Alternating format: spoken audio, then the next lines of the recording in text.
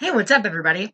Actual Cannibal Shia LaBeouf here, and welcome to the A-Side. And today, I can hardly contain my excitement. I'm so excited to be reviewing the latest studio release by British metal band Bring Me the Horizon, known as Amo. Now, this came out in 2019, and it was actually my introduction to Bring Me the Horizon. And I have been waiting to talk about this album for a very long time. When I started the A-Side, this was one of the first albums I wanted to talk about because I have lots of opinions on it, maybe some of them being very unpopular. And also, I feel like Bring Me the Horizon is a very interesting band when it comes to the fan base. They're kind of split off into two different kind of sections. You've got the fans of their earlier metal stuff who like albums like Count Your Blessings and Suicide Season and There Is a Hell. And you've got the newer fans that like albums like Sempiternal and um, That's the Spirit. And now both of them, have different opinions on Amo because it is such kind of a radical change in direction. The older fans of the more metal and heavy stuff hate it, while the newer fans hold it up as one of their best releases. And while I tend to prefer their newer stuff, I think both Sempiternal and That the Spirit are both pretty amazing albums. I cannot sit here and defend the garbage album that Amo is. It's just bad. And that's the only way I can put it. And to be quite honest, because of Amo and the follow-up EP, Music to Dance To, I think Bring Me the Horizon should be tried as war criminals for crimes against humanity. Now, to understand this album, I need to go into a bit of context and history about Bring Me the Horizon. They started out in the 2000s in a subgenre of metal known as deathcore, which is very heavy, has some pretty disgusting screams. Lyrics are out there, pretty edgy. It's not something for everybody. Now, Count Your Blessings is considered to be a landmark and benchmark album in the deathcore subgenre. But that being said, Little Susie Next Door is not going to be blasting deathcore. You're not going to hear, a song from Count Your Blessings um, in the public. Like, you're not going to hear for Stevie Wonder's Eyes Only when you're in the mall. That's not going to happen. And this band kind of wanted some more mainstream success. So as each album released, they kind of got further and further into a more mass appealing sound. From the deathcore sound to Count Your Blessings to the follow up Suicide Season. Now, Suicide Season is also very heavy, but more of a metalcore than deathcore, and it continues from there until eventually in 2016 we got That's the Spirit, which was more of a foray into alternative rock. A lot of the more heavy and metal aspects had pretty much been dropped. They were still there, but this was more of an alternative rock album, fitting in better with a band like My Chemical Romance. And it turned out really well. Even some of the biggest of metalheads respected That's the Spirit for what it did, and it being a solid look for the band. I think the kind of emo-esque alternative rock really fit Bring Me the Horizon very well. And after seeing this, they kind of decided to continue going in a more mass appealing direction, but I feel like they experimented too much too quickly with Amo, and that's where the problem arises. They're trying out all these new sounds that they cannot necessarily handle yet. Amo is their foray into electronica and pop and EDM and that kind of trap rock infused sound that was so big at the end of the 2010s with albums like Fall Out Boy's Mania or that Elevate, I think it was called, that really shitty Papa Roach album. You kind of heard that quite a bit at the end of the 2010s. One More Light being one of the best examples of that that most people would recognize, especially if you're a fan of Bring Me the Horizon. And a lot of these sounds just didn't work great, especially the more hip hop influenced sounds and songs just fell very flat and didn't really give me much of a reason to want to listen to them over their hip hop counterparts. And another thing is a lot of the songs just don't do anything. They have no build up and therefore they have no payoff. They just linger on for the entirety of their runtime. And gives me no reason to ever want to come back to them or be interested in them. And that's a problem with a lot of these songs. And there are some heavier moments on this album, but honestly, I think a lot of the heavier moments, more times than not, tend to be some of the worst because they become very immature and snarky. And immature is not a bad thing for a band like Blink 182, but Bring Me the Horizon, in my opinion, takes themselves a little too seriously to be this immature, and we'll get into that on the lyric side. And I'm not going to sugarcoat it. If you like Bring Me the Horizon and you like Amo, you might not want to watch this, because I'm going to be tearing into this album. Like I said, I've had a lot to say about this since I first listened to it when it came out, I think in January or February of 2019, and I had so much to say about it and so many different thoughts that I couldn't necessarily get all out in a long Twitter thread that no one was going to read, and no one's probably going to watch this, but you know what? I'm going to feel better about it. So let's start with the track listing. The opening song, I Apologize If You Feel Something, isn't necessarily terrible. It's kind of this more ambient, kind of spaced out sounding electronica, and it's fine. It serves as an intro to the album, but it's nothing I'm super into. It's there. And it leads into Mantra, which is a song I initially hated the first couple of times I listened to this album. I thought it sounded like That's the Spirit, but a parody of what they were making on That's the Spirit. And I did not like it for the longest time. And then I started to think about it, and you know, just in my day to day life, in my mind came creeping. Before the truth, it sets you free. It'll piss you off. Just eating dinner, and all I can think of, all you ever do is chant the same old mantra. Um, and it just kept kind of coming into my brain. And oh my god, is the hook on this song so incredibly infectious! It's so catchy, and I just could not stop thinking about it. And on my final listen through of this album, it just clicked for me, and I bopped to it hard. The amount of energy this song exudes and gives off is insane. And it's going to forever be one of my hype up songs. This song is so much fun to listen to and bop to, and sure, it's a little over the top, but honestly, I think it's really good. It's a lot of fun, um, and I really like it. Like I said, that chorus is amazing. And at first, I thought the kind of electronic voice with the mantra was really dumb, but then when I really got into it, just stopping all the music for that and then going back into those heavy, loud, bopping guitars was the perfect choice. And it really is just a fun song to listen to. Maybe not the most pinky up or even deep Bring Me the Horizon song. You're not getting something like, I don't know, Empire Let Them Sing or, something like that. It's not anything like mind blowing, but it's just a lot of fun to listen to, and it really gets you hyped up. And sometimes that's all you need for music. But that's kind of where this album falls off, to be quite honest. You start with this rager of a song like Mantra, or Mantra. They say Mantra, but I'm pretty sure it's pronounced Mantra.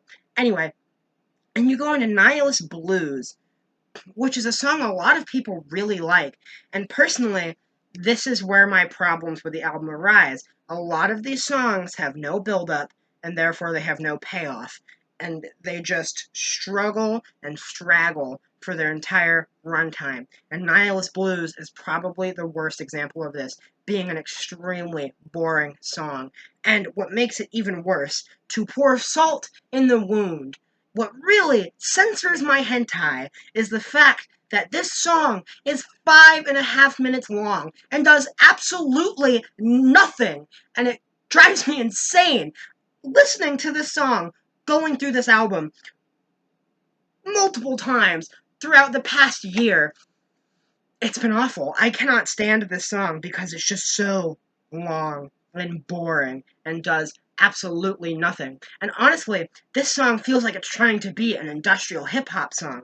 That's what I get is from the influence on this. It's like a more industrial kind of EDM hip hop song, something almost like off of Kanye's Yeezus. But I don't know why I would ever want to listen to this boring ass 5.5 minute snooze fest over anything off of Yeezus. Honestly, I'd much rather queue up Guilt Trip than this. And really, that's about all. The kind of breakdown beat drop after like the first chorus sounds like something ripped off of a 21 Pilots song, like a throwaway from the Blurryface era. And the more industrial drums in the second verse don't do the song any favors either. Really, this song does nothing for me in any way. And well, I like kind of the idea of this song lyrically, with the whole ideas of nihilism and how these dark thoughts of everything being pointless is waiting for you around every corner, around everything you do, especially in times of sadness. Therefore, nihilism always there, and then the blues, the depression part. But I just can't get into it because it's so boring. You can write like a lyrical masterpiece. You could be Shakespeare, but if your music is boring, I don't want to listen to it. I'm sorry. And I know a lot of fans do really like Nihilism blues, but honestly, I cannot get into it whatsoever. In the Dark is another song I don't like. It almost reminds me of Imagine Dragons, maybe a little better than Imagine Dragons, but still not great. It opens up with this chick named Kara who sings in the dark, and it's some kawaii anime sounding bullshit, and I'm really not into it. And it gets rather obnoxious as it keeps coming up over and over and over again. And once again, this song just does nothing for me. There's no build up, there's no payoff, there's nothing to keep me engaged with this song. It just lingers on the entire time. Now, it's not all bad. I think the pre-chorus is pretty okay, but it leads into a chorus that doesn't do anything, and it becomes a disappointment. And the song, just like I said, lingers to the end, and fizzles out as many of the songs on this album do. I'm not into it whatsoever. A song that doesn't linger out, on the other hand, is a song called Wonderful Life, which is probably the heaviest song on the album, and it's also might be the worst song on this album. The guitar tones on this are absolutely irritating. They are terrible. The production is so bad. And at the beginning, when it's only the guitar tone and only the guitars, it actually started to make me nauseous because it sounded that bad. I am not kidding. Whoever decided to do that, whoever produced and engineered this album, needs to be fired and never given a job again because it sounds like hot garbage. I am not kidding. It's pretty terrible. And when all the other instruments kick in, the mixing is really bad. The guitars, while they're destroying my ears, are paired with these really loud drums, and it's not supposed to be like that. It's not supposed to be washed out and dreamy, because it's not even close to being dreamy, because it's too busy assaulting my ears from every direction with one of the most disgusting guitars I've ever heard. And I'm not a fan of it, especially when you get to the bridge where Ollie Sykes is doing this weird, like, Marilyn Manson impression, and it just does not work whatsoever. And then all of a sudden, like, these horns and stuff start coming out of nowhere on the last chorus, and they're trying to make it seem epic, but they've already failed on just about every other level, that the epicness is not warranted, the fanfare is not warranted, and this song is just terrible, and probably knocks this album down a whole number grade, to be quite honest. It's that bad. Um, yeah, that's pretty much how I feel about this song. And then it goes into Ouch, which is this little instrumental interlude. There are some lyrics, but um, they're very light. They're very falsetto sung and electronically produced. But I do actually like this little interlude. It reminds me a lot of kind of like the 1975, some of the instrumental pieces off of I Like It When You Sleep. And it's a nice little passage, actually, and it's soft and chill and a very good breather after Wonderful Life assaulted and battered my ears, and a nice kind of layback moment to kind of gather yourself and be like, okay, I've got an entire another half of this album to go through. Thanks for giving me this breathing time. And you know what? Maybe things won't be so bad because the next song is Medicine, which I actually genuinely really like. And it's not like Mantra where it took time for me to like. I just really liked the song the first time I heard it. And honestly, this is what this album should have been, because this song has everything I love from That's the Spirit. The attitude, the lyrical style of That's the Spirit, where it kind of is more emotional and not as pretentious and immature as a lot of the songs are on this. And it resonates with you, and you understand where Ollie is coming from, and the singable choruses that you just want to keep coming back to, that would be on an album like That's the Spirit, with songs like Doomed and Drown and Follow You. Except for a lot of the guitars in the song are replaced with electronics and take it in that popular direction. But this is a really good pop song, like an amazing pop song. I really love Medicine. It is a very solid song. And there are some guitars on here, but they aren't the focal point. And what they do is they really help fill out the sound and fill out the production.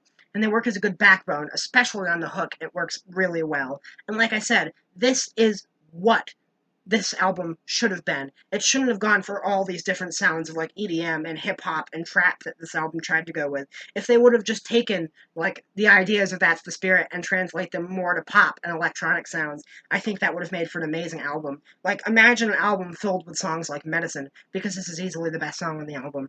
And lyrically, it's something that I know a lot of people could probably relate to. I'm into it, and I definitely feel where they're coming from on it. Um, kind of, it's about when you like care so much about someone, but this other person is like so careless about everything, and they do nothing but hurt you, and you decide, you know what, it's time for you to have a taste of your own medicine.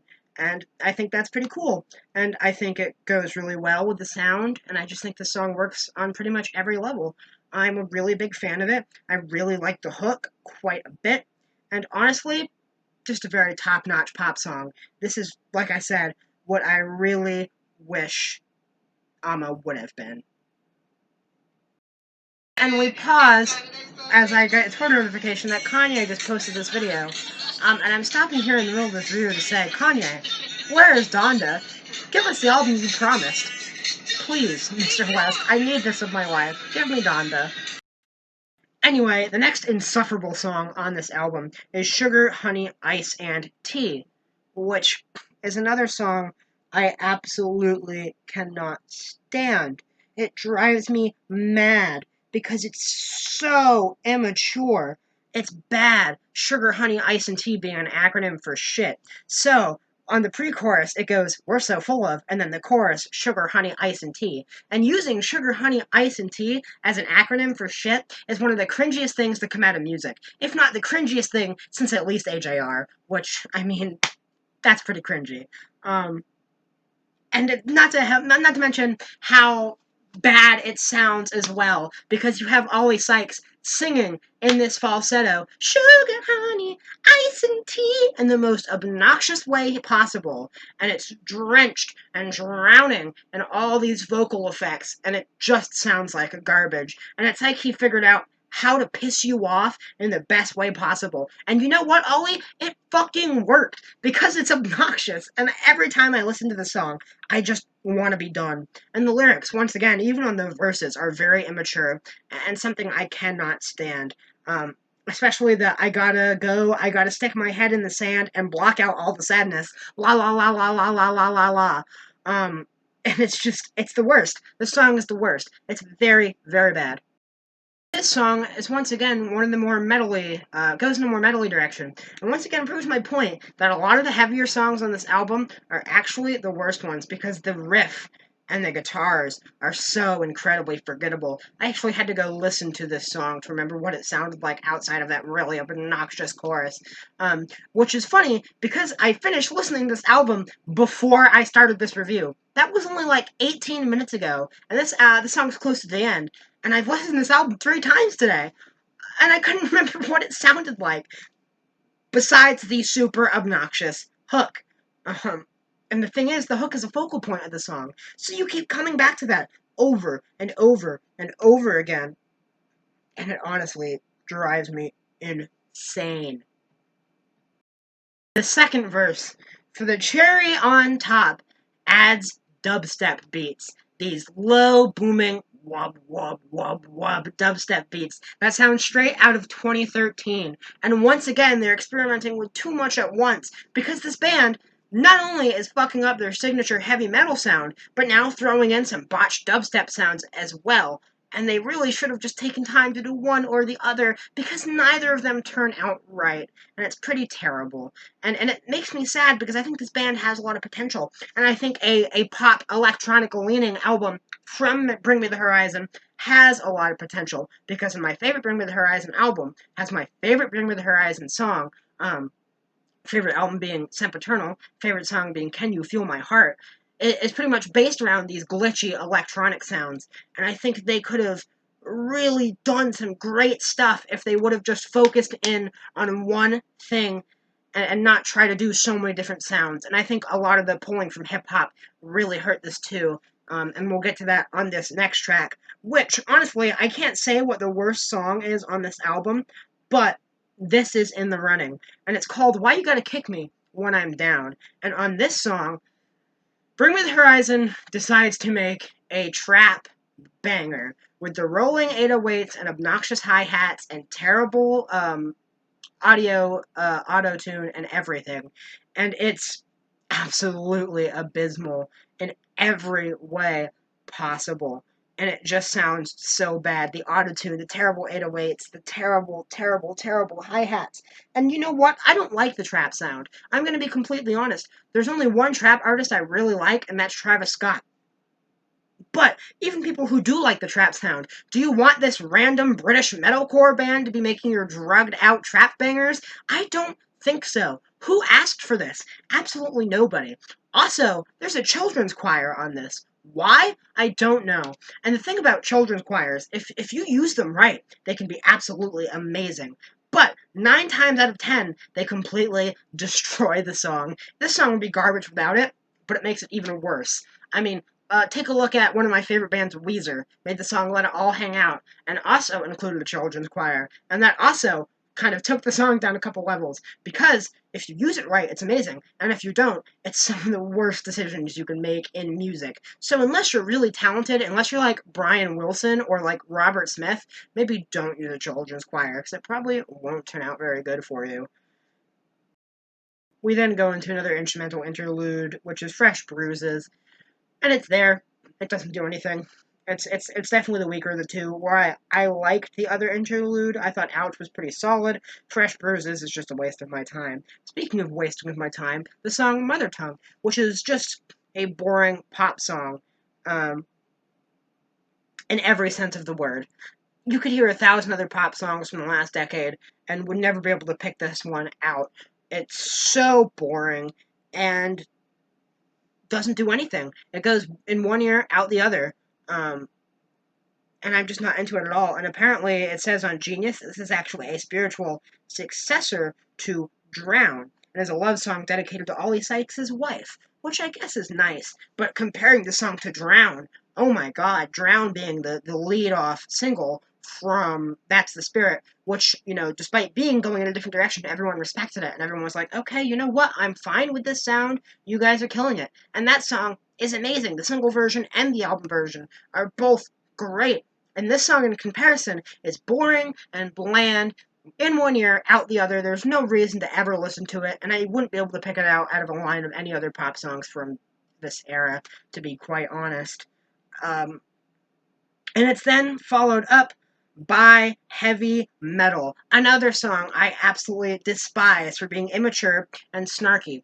Now, as I mentioned earlier, Bring Me the Horizon used to be a metal band.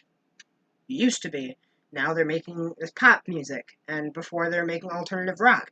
And this song is pretty much shitting all over the people who made them famous in the first place, because they don't like the new direction. And you know what? It's fair to be upset that your fans don't like the new music you're making. Okay, I get it. You put a lot of time into this for them, only for them to shit you down and not be a fan of it. But you don't have to be such an asshole, because these are the people who have supported you for so many years up to now. And the people who made you famous, and you're doing nothing but attacking them like a child and being snarky and douchey, especially when you start off with something like deathcore. Not everyone can queue up an album and enjoy an album like Count Your Blessings. That's not for everyone. You have to be kind of have a certain mindset and a certain taste to be able to like it. I would consider myself to have a pretty broad taste, and I even really can't get into Count Your Blessings. So it's not very fair to attack these people who have really propped you up and helped you all the way through and through your evolution, because you wouldn't be where you are today, Ollie Sykes, without these people. And it just really makes me angry when I listen to the song, because he just sounds like such a pretentious asshole full of hot air. Worse than someone like Morrissey or Noel Gallagher. This almost reminds me of like the Alan Moore of metal music. Whereas Alan Moore would be like, "Oh, you like Watchmen? Whoa, what are you some kind of child? You some kind of immature little bitch? You like Watchmen?" That's what I'm getting from Ollie Sykes. He's like, "Oh, you like metal music? I can't believe you listen to something like Count Your Blessings. You don't you like the masterpiece of the Sempiternal? No, this shitty ripoff of hip hop and trap and EDM is so much better than that. You little bitch. Like, don't be obnoxious." And the song itself is really terrible, especially the pre-chorus. Now, if you've been following me for a while now, you know I am a sucker for a really good pre-chorus. I feel like the pre-chorus is kind of the unsung hero of the music world because the chorus tends to be the focal point of the song. You're going to remember the chorus after you listen to the song. It's going to be the part that typically gets stuck in your head. And a pre-chorus can really add so much to a chorus by building up to it and making that chorus hit even better. But this pre-chorus is terrible. It's once again a trapped out, auto-tune drenched mess. It's a drugged out trap nightmare with these booming synthetic percussion that makes my head hurt, and it just sounds awful, leading into a dumb ass chorus with a really obnoxious guitar line, one of the worst ever. And you start off the song with this really annoying, like, siren sound, and then going into the pretty annoying, obnoxious guitar riffs. And this song is just a mess overall. Lyrically, I'm not a fan of it. Like I said, I can't stand what Ollie Sykes is saying here. And then at one point, there's like a beatbox breakdown, and it's just a mess, and none of it works whatsoever. And it's the penultimate track. And finally, it closes with I Don't Know What to Say. And with this song, all I have to say is where was this the entire album? Because this song is beautiful. It's led by acoustic guitars and instrumentation from an orchestra. It's so grand and so beautiful and does a great job of closing the album. But sadly, it's just garnish on a shit sandwich. Where was this the entire album? Sure, we got Mantra, which was a fun kind of metal-ish song, and then we had Medicine, which was a great pop song, and now we have this beautiful, like, epic orchestrated song. So the three songs on this album that are good are so different from each other. But where was the sound the entire time? Because this is beautiful, and I think it could have done so much more if they just focused on one of the sounds they were presenting. One of the three sounds that actually worked. If they would have let that run through the entire album, it could have been so much better. But instead, this band fails at ripping off hip-hop when I would rather go listen to Yeezus or Astroworld, and fails at ripping off EDM, and fails at trying these different electronic and pop genres, and even ends up failing at their own metal sound because they're too pretentious and up their own asses to realize when they've failed. And that's why I hate this album. I'm feeling a 2 out of 10 on Amo. And where is this band going in the future, you might say? Because this is more of a retrospective look at an album that's been out for a year. In 2019, they put out an EP called Music to Dance To, which calling it an EP is bullshit, because it's 75 minutes. There's a 24-minute song on it, for Christ's sakes. And it's something I never want to listen to again, so this is going to be my short little review on it. It's garbage, it's unlistenable, it's one of the worst things I've ever heard. On the Music to Dance To EP, I'm feeling 0 out of 10, so that's my little review of it, because I'm never going to take the time to listen to it again, because it's that garbage. It's one of the worst pieces of music I've ever heard. And from there, where is this band going? Well, in 2020, they put out the song Parasite Eve, which is excellent. I made a review on that if you want to go check it out. Very solid stuff. And that's it.